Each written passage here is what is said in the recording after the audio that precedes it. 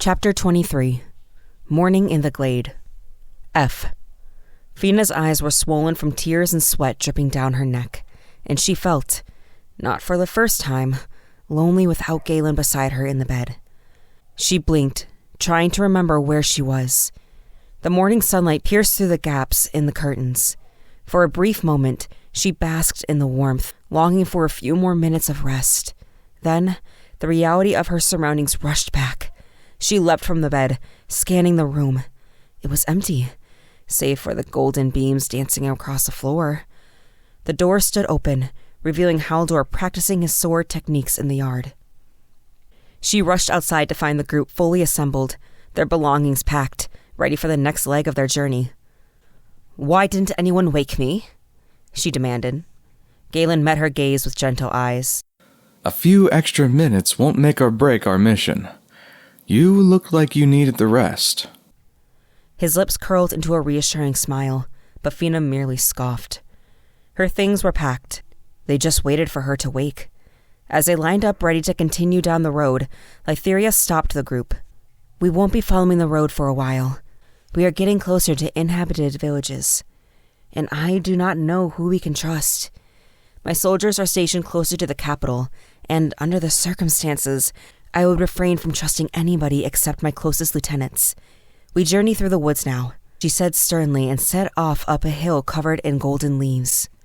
She sure is herself again, Fina thought, clenching the crystal in her hand.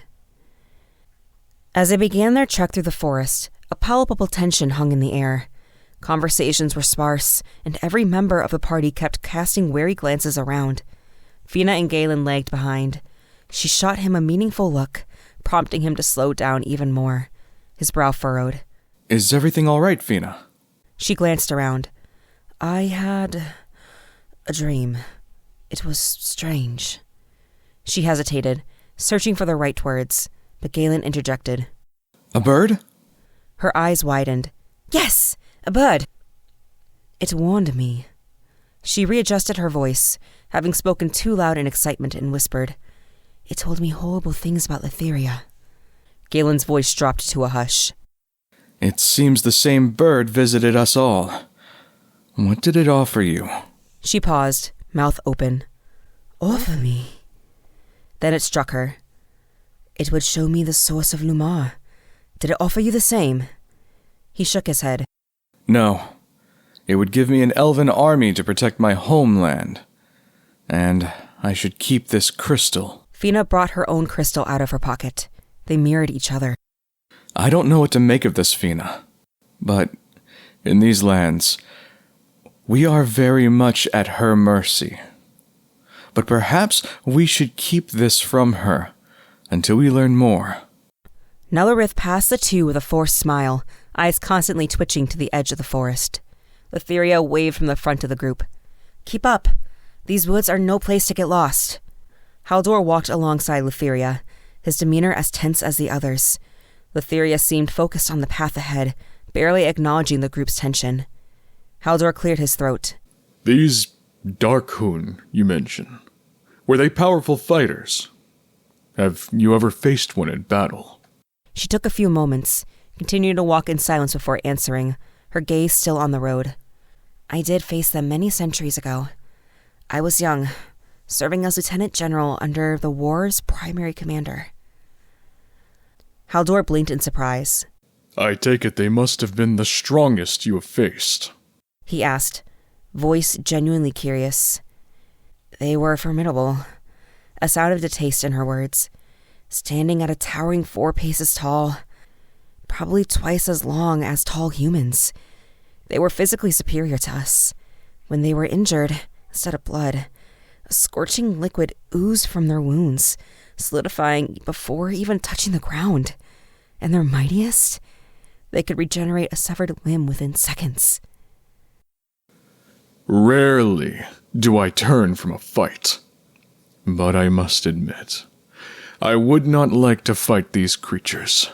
Even with a full army at my back, I doubt any human would.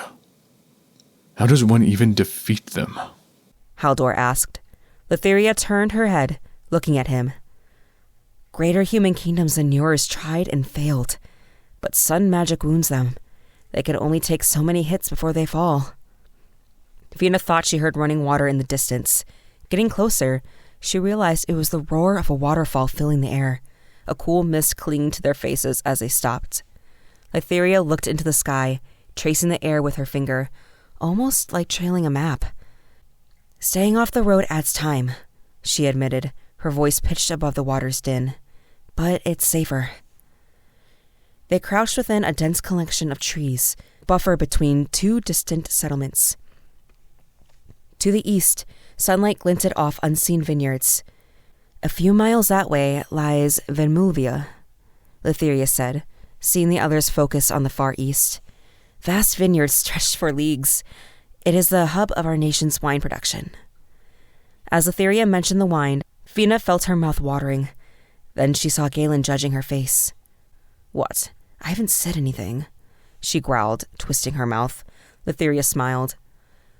West of us is Narrated, a city renowned for training conjurers. The city's location is significant. It is where the ethereal ways and the potent rays of the sun converge most effortlessly. As they divided some food amongst each other, Lytheria grabbed some bread and started walking. Make sure you rest. We will need to keep up this pace all day. Do not stray from here and stay together. I will scout ahead, she said, opting ahead. No one argued against a brief pause. The journey had been exhausting, especially the recent uphill climb. Narrated, more than any, seemed to grow increasingly unsettled with each passing hour. After their meal, she approached Fina, asking for a private word. Seeking spiritual solace from a priestess of Lumar was not uncommon. However, considering that Narrated was a half-elf, it was somewhat unexpected. Fina was more used to humans reaching out for spiritual guidance. Still, she never turned away those in need. Letting Ghalen know they'd be near the waterfall, she urged him to call for them if the situation changed. They climbed the hill beside the cascading water, and Narrated paced restlessly. Fina watched her, head tilting in curiosity. What's troubling you, Narrated? Do you believe I can help? If you are feeling stressed, I have calming tea, she began, digging through her bag. But the ranger halted her, voice shaky. It's not that, priestess. I'm truly sorry. Fina took a step back, trying to understand. What do you mean, Nell?